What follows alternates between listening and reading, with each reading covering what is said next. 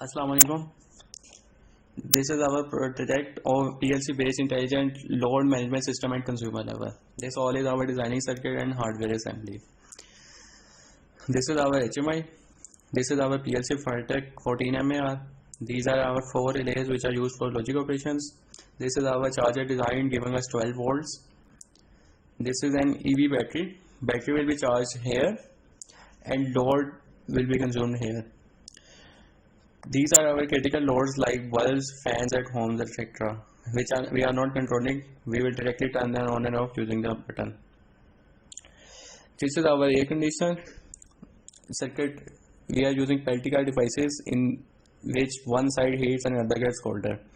Upper side is colder one and a sensor is attached to it.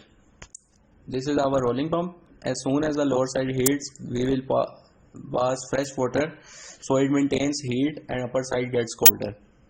If we don't do this, our Pelticar molecules can burn and our motor can be harmed too because they work together at a single time.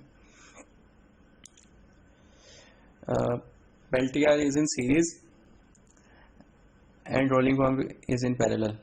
Then this is our washing machine switch. It is an open switch and any load can be used on it. It will automatically turn on and off with initial conditions.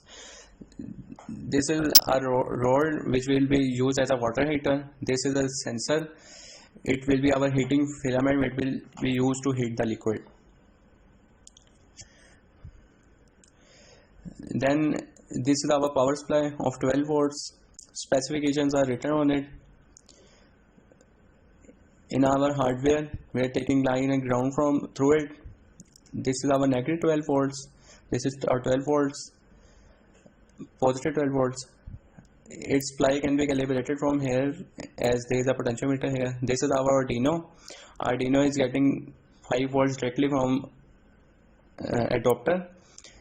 We have a circuit of current sensor. Critical load values are coming and circuit is in series giving us 240 direct volts. Then we have a voltage calculator.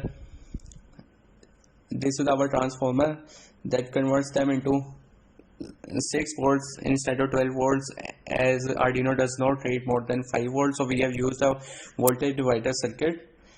It is reduced further using diodes up to 2.2 volts and it is filtered with the help of capacitor. And then it gives us pulse analog input to the Arduino. Then we have a 5 volts regulator. As many supplies work on 5 volts in our hardware, so 12 volts from power supply are converted to 5 volts using this regulator. Then this is our optocoupler circuit. Inputs are coming from Arduino, analog inputs are coming from the sensors, and also the battery feedback comes here. Then it returns output to Arduino which is given further to optocoupler, and optocoupler uses its pulse and give it to PLC, and these are PLC inputs and PLC outputs are given to the relays. Pin 2 and 7 are for supply to energize its call which can be seen in circuit.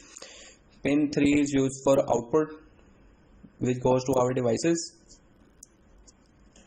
Then the charger turns on and off as it gets logic from HMI. Now we will use our HMI to check our hardware.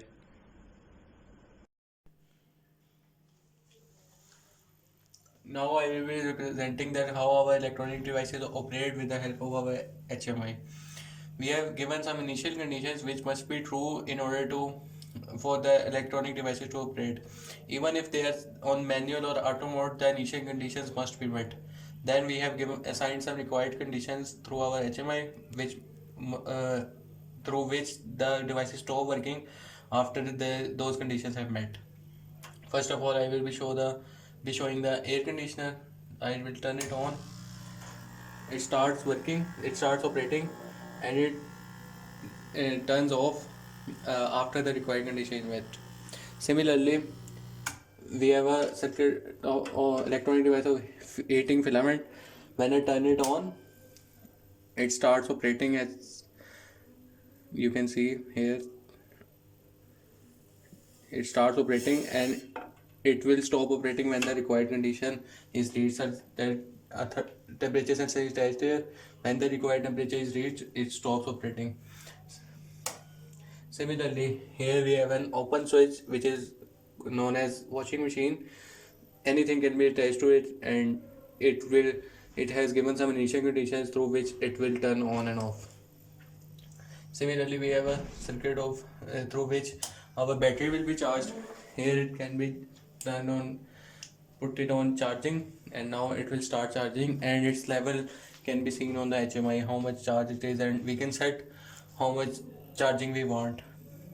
And similarly, if we want our device, all of our devices to operate automatically with respect to the initial conditions, we set it on auto, and as you can see, everything starts operating and according to the given power.